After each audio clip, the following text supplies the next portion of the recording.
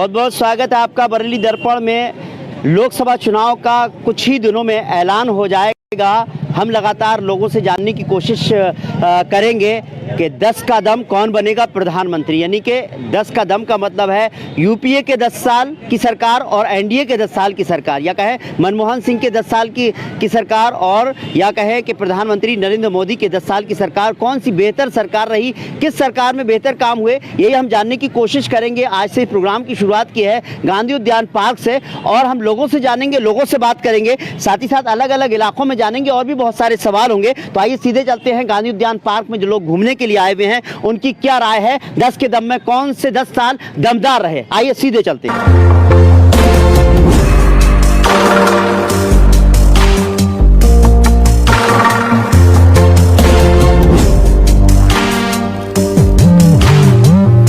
अच्छा, मुझे ये बताइए, यूपीए की सरकार में मनमोहन सिंह प्रधानमंत्री 10 साल रहे और एनडीए की बात करें तो प्रधानमंत्री नरेंद्र मोदी 10 साल से हैं। ये बताइए कौन से 10 साल बेहतर?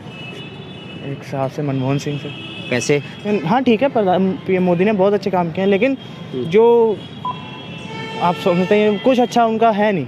यानी कि उन्होंने एजुकेशन के बारे में इतना नहीं सोचा, और मतलब नौकरियों के बारे में जो थी वो भी ख़त्म कर दी गई है। ठीक है, किसान देख लिया, हमारे अन्नदाता किसान जो है, हमें धूप में, हमें देख लिया, हम धूप में 10 मिनट खड़े रहते हैं, हमें गर्मी लगती है, वो अन्नदाता हमारे वहाँ बैठे हैं दिल्ली में, उनकी कोई नहीं सुन रहा है। तो ये इससे अच्छा तो अपने मनमोहन सिंह ही थे।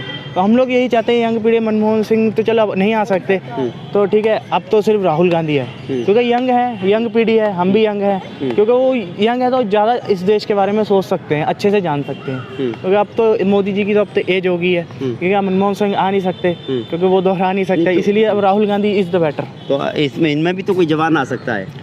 इनमें नहीं सर, ये पता है बीजेपी आप देखें जब से आए हैं तो गुंडागर्दी बहुत ज़्यादा हो चुकी है इनके में, बहुत ज़्यादा, हद से ज़्यादा बढ़ जा चुकी है। ये तो कह रहे हैं कानून व्यवस्था बहुत बेहतर कर दी है। ऐसा कुछ नहीं है, ये तो सब बेकार की बातें हैं इनकी। हाँ, इनके ज़्यादा जो इनके मैं कुछ अभियान ज़्यादा कहूँगा, जैसे कि अब ये अपना आयुष्मान कार्ड जिन्होंने चलाया था, बहुत इसकी भी तारीफ़ करूँगा। स्वच्छ भारत जो हमारा मेन मुद्दा है, स्वच्छ भारत, इन्होंने सारा देखिए, आप देखिए पहले कितनी गंदी हुआ करती थी, मोदी जी ने बहुत अच्छे काम किए हैं इसमें सफाई के लेके, लेकिन कुछ जो लॉ एंड ऑर्डर वो ख़राब है इनके मामले में। देखिए पुलिस की कितनी गुंडागर्दी चलती है, लेकिन आम आदमी को कुछ समझते नहीं है, गालियाँ देते हैं। इसलिए अब जो है, अब इनको बस 10 साल हमने इनको दे दिए है, 5 साल राहुल जी को भी देने चाहिए। लगातार नहीं कर सकता।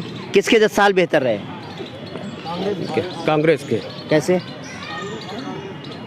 बताइए, क्या कुछ काम हुए हों या अब नहीं हुए? मोदी जी भी अच्छा काम कर रहे हैं। अच्छा, और अच्छा, कांग्रेस के टाइम में क्या क्या काम हुआ है, इससे कुछ बताइए थोड़ा सा।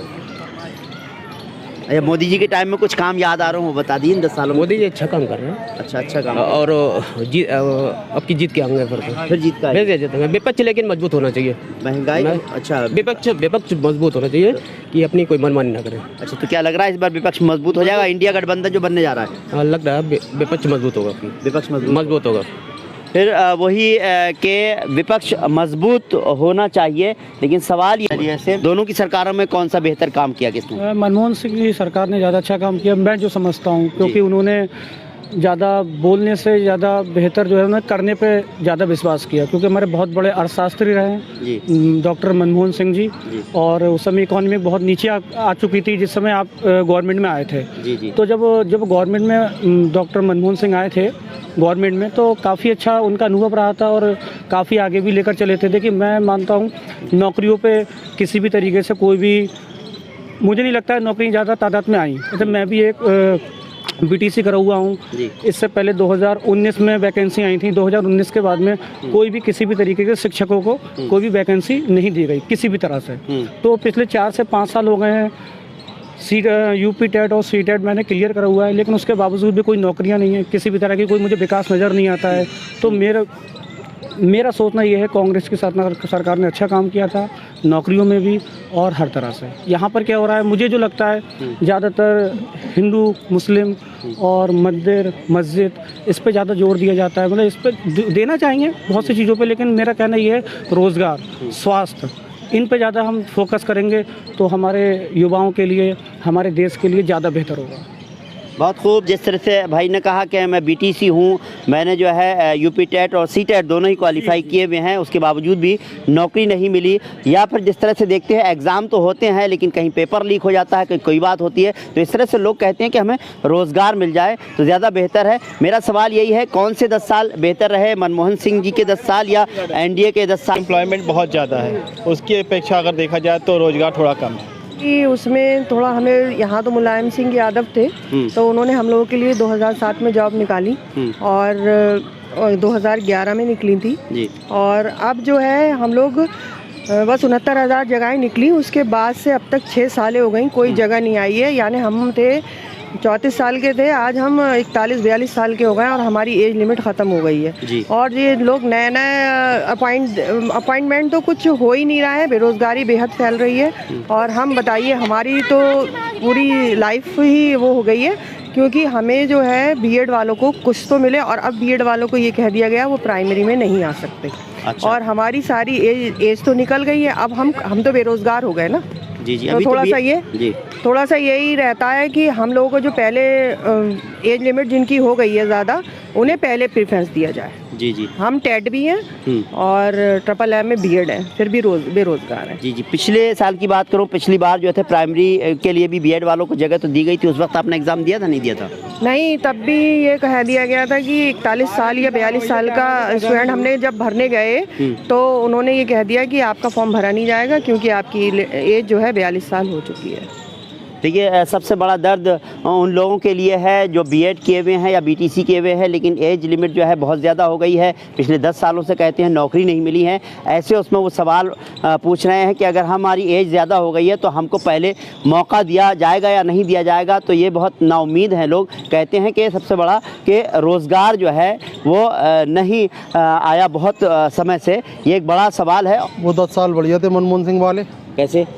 अरे उन्होंने बहुत तरक्की है, तो फ्री में राशन दे दे के भिखारी बना रहा है लोगों को। ये तो रोबनिया बांट रहा है फ्री में, 80 करोड़ लोगों को फ्री में राशन दे रहा है, तब जाके जो है चुप बैठे में लोग। अभी वो नहीं होते, अगर दे रहा होते क्या हाल होता आप बताओ मुझे। अगर तुमने तरक्की करी है तो भिखारी क्यों बना रहे लोगों को? पढ़ाओ लिखाओ, उनकी स्वास्थ्य अच्छा करो, उनको काम धंधा दो। रोजगार तो है नहीं तुम्हारे पास कोई, तो ऐसे भिखारियों को भीख मांग कर्जा ले लेके रोटी बांट के तुम क्या देश की तरक्की करोगे? जो है मेरे को बताओ आप। नहीं, बात सही है, लेकिन लोग तो बड़े खुश हो रहे हैं, हालांकि विरोध भी करते हैं, लेकिन जब वोट पड़ता है तो फिर भी जो है सरकार वो तो अंधे हैं। अब जिसकी लाठी उसकी भैंस है।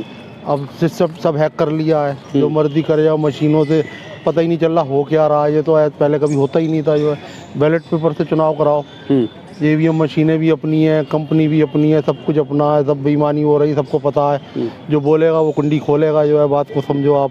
सही कह रहा हूँ गलत कह रहा हूँ? जी जी। जो बोले वो कुंडी खोले, फिर उसको जेल में डाल देगा। अभी आप कोई गलत बोल दोगे आपको भी जेल में डाल देंगे। जो है ये डेमोक्रेसी थोड़ी है कोई। चलिए, ये बताएं, जैसे आपने ईवीएम की बात की, ईवीएम हैक कर ली गई, यानी उसमें कुछ ना कुछ बदलाव कर दिया गया, मान लेते हैं लोगों का। मैं नहीं कह रहा हूँ, लोग कहते हैं, कोई नहीं, ये मांग भी हो रही है। कोर्ट के वकील कह रहे हैं, मैं कौन होता हूँ? जो है ये मांग तो हो उठ रही है आपके, उस पर नहीं कह रहा हूँ मैं ये बात। अगर आप वोट डाल रहे हो, भाई मैंने वोट डाला तो मुझे कोई पर्ची मिलनी चाहिए ना यार। या मुझे बैलेट पेपर पे मेरा कहीं मोहर लगी होगी। बैलेट पे तो मोहर है नहीं, कोई सबूत है नहीं। अब वो वीवीपैट मशीनें हैं, पर्ची निकल रही है, वो मिल भी तो नहीं रही है ना लोगों को, गिनती भी नहीं हो रही है उसकी। आप बताओ ये ईमानदारी कहाँ से हो सकती है? जो है आप मुझे बताओ। जो है चलिए, मैं समझता हूँ जैसे आपका ये है कि अगर बैलेट पेपर से अगर चुनाव हो जाए तो ईमानदारी आ जाएगी इसमें, वो एक बहुत फर्क पड़ेगा। जो है ईमानदारी आएगी, एक सबूत होता है ना यार, हमने आपको वोट दिया है। जो है तो एक कोई डिब्बे के अंदर पेटियां, कभी किसी को विश्वास नहीं हो रहा है, दोबारा निकालो भाई तब चेक करो जी। एक सबूत होता है। इसका तो कोई सबूत ही नहीं ना, एक बार डिलीट हो गया डाटा, खत्म हो गई बात। मोदी प्रधानमंत्री बने, एक बार और बन जाएंगे, फिर 2 बार और बन जाएंगे, फिर भिखारी बन जाएंगे, सब हो जाएगा जो होना है। ये गलत है मेरी बात? नहीं। चलिए, अब 2024 में क्या लग रहा है, क्या होने वाला है? अब ईश्वर जो करेगा वो होगा। अभी तो मोदी जी का सिक्का चल रहा है। जो है अब ईश्वर जो करेगा होगा। मोदी की भी कोई बस की बात नहीं है। जो है अभी उनका समय चल रहा है। अच्छा, जैसे सिकंदर का समय था, सिकंदर कहता था मैं दुनिया को फतेह करके आऊंगा, तो खाली हाथ गया।